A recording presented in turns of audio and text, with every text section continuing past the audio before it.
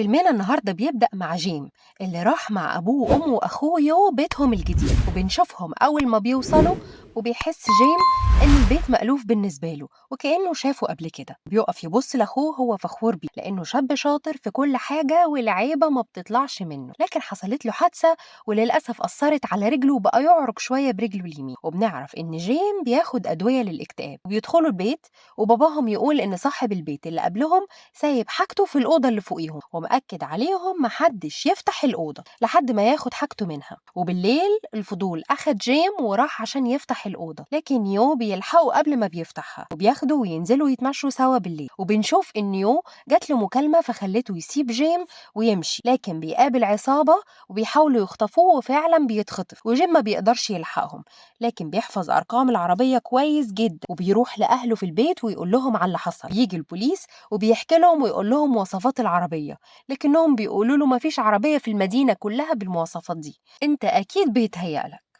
فضلوا قاعدين معاهم أيام كتير بيراقبوا التليفون ويلاحظوا لو حاجة حصلت، لكن بنلاقي إنهم زهقوا ومشوا. وبعد كده بنشوف جيم وهو نايم وبيحلم حلم غريب ومتكرر معاه. بيحلم إنه في حاجة على وشه وفي حد بيحاول يقتله وهو بيقول له إنه مش فاكر حاجة، وبيصحى قبل ما يقتله على آخر لحظة. وبنشوف بعد كده يو وهو راجع البيت بعد 19 يوم من اختفائه، لكنه بيقولوا إنه مش فاكر أي حاجة من اللي حصل. وبنشوف جيم وهو بياخد الدواء بتاعه، لكن بيدخل يو يكلمه في البرشامة تقع منه وينسى ياخد. في نفس اليوم بالليل وهو بيذاكر بيكبس عليه النوم وينام على الكتاب. وبنشوف يو أخوه هو بيبص له وهو نايم بصات غريبة، وبيمسك القلم السنون ويقربه من عينه كأنه هيفقعها له، ويفضل يتكتك بالسن لحد ما بيقع قدامه على المكتب. وبعد كده بينزل، فبيصحى جيم اللي كان طلع أصلا ما كانش نايم، وبيقرر ينزل وراه يشوفه رايح فين. وبيتفاجئ إن يو أخوه بيمشي عادي ورجله مش بتعرج ولا حاجة. وبنشوف جيم بعد كده وهو ماشي بالتاكسي وراه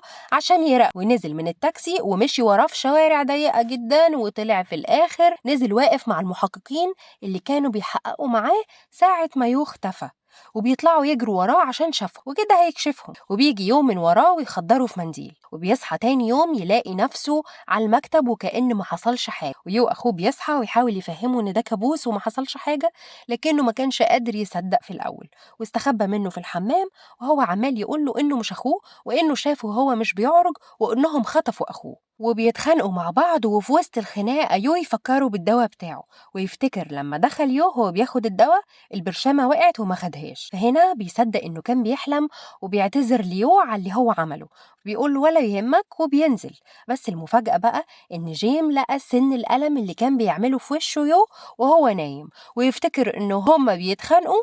يو أنكر إن شاف التاكسي ولا الناس اللي جيم شافهم معاه، وأصلا جيم ما جابش سيرة عن الحاجات دي معاه من أساسه. فيروح جيم يحكي لأمه كل اللي شافه زي الولد الشاطر، ويقول لها إن ده مش يو وإنهم لازم يبلغوا البوليس عنه لأنه خاطف أخوه. بينت له استعطاف جدا وقالت له بقول لك إيه، بلاش نقول لبابا لحد ما نتأكد. وبيجي يسمعها وهي بتتكلم في الأوضة بتاعتها وتقول للي معاها على الخط إن جيم اكتشفك وبيقول لي إنك مش أخوه، إحنا كده اتقفشنا. فجيم يسمعها ويحاول يهرب لحد ما بيوصل لاسم الشرطة، وبيدخل يبلغ عنهم ويقول له إنه مخطوف والناس دي المفروض أهله، بس هو مش عارف مين دول. وبنشوف الضابط وهو بياخد أقواله ويقول له أنت عندك 41 سنة صح؟ فجيم يستغرب ويقول له لا 21. فيقول له إزاي أنت أصلا مواليد 77؟ فيقول له طيب ما إحنا سنة 97.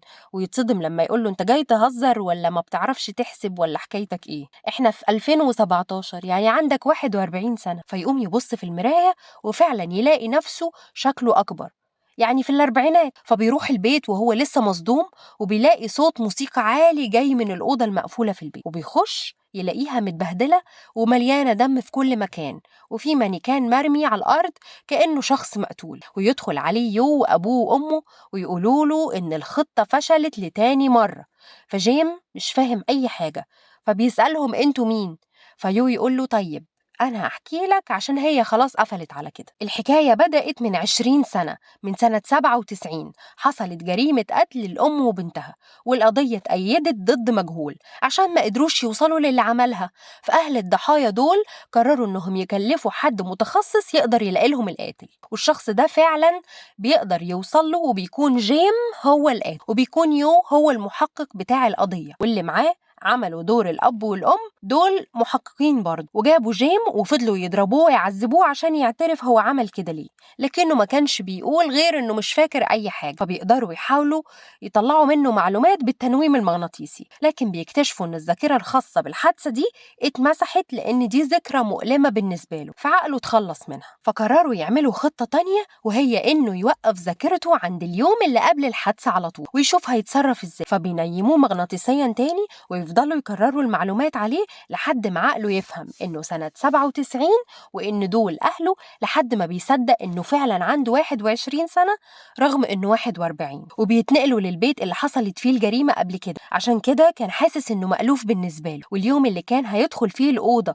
ويوم منعه علشان كان في ناس بتجهز الأوضة كمسرح الجريمة يومها، والخطة باظت عشان يو اتخطف بجد لما كانوا واقفين مع بعض في اليوم المطرة، واضطر إنه يستنى 19 يوم لأن الحادثة حصلت يوم مطر وهم كل الأيام دي كانت مشمسة. فيو بيقول له أنت هترجع السجن من تاني، وجيم بيمشي معاه لكن بينط من العربية ويقع ويقوم يجري، بس في الآخر جيم بيهرب وبيطارده يو، لكن بيعمل حادثة فبيفتكر كل اللي حصل له وإنه كان مع أهله الحقيقيين في العربية، لكن بيحصل لهم حادثة فأمه وأبوه ماتوا، وأخوه اللي كان باقيله هو كمان كان في المستشفى بين الحياة والموت ومحتاج عملية غالية عشان يعيش. فجيم ما كانش معاه فلوس العملية دي وبيدور على شغل لكن ما كانش لاقي، لحد ما جاله طلب من واحد يقوله أنا هديلك مبلغ مقابل إنك تقتلي واحد، وبعد تردد كبير وافق عشان أخوه، وبياخد المفتاح ويروح على العنوان اللي بعتهوله الراجل في رسالة ويقوله إنه يقتل الأم بس ومالوش دعوة بالأولاد. فلما دخل ولقى الأم نايمة جنب البنت صعبت عليه